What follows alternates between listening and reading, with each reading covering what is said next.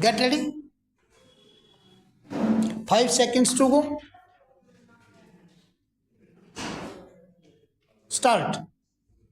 The girl had expressed a marked reluctance to stay with her father. Stop. The High Court was of the opinion that the children had developed long standing affection towards their maternal grandfather, aunt, and uncle. Stop. It will take a while before they develop the same towards their stepmother. Stop. The sex of the minor girl who would soon face the difficulties of attaining adolescence is an important consideration, though not a conclusive one. So, she also benefit from the guidance of her maternal aunt. If custody is given to the respondent, which the appellant will be in no position to provide. Stop. Further, there is a special bonding between the children, and it is desirable that they stay together with their maternal grandfather, uncles, and aunt. Stop. In case of custody of the minor children, the family law, that is the Momdan law, would apply in place of the Act.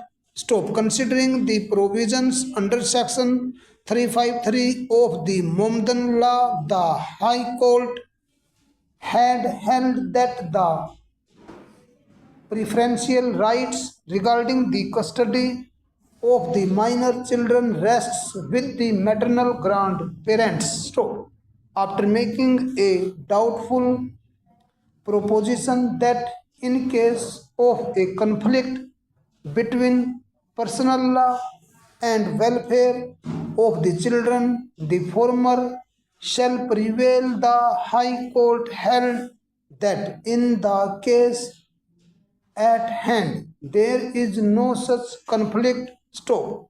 For the reasons aforementioned, the High Court, by its impugned order, set aside the order of the Family Court Bangalore, which vacated the interim injunction issued against the appellant. Stop. It is this order of the High Court which is challenged before us by way of special leave petition, which on grant of leave has been heard by us in the presence of the learned counsel appearing on behalf of the parties.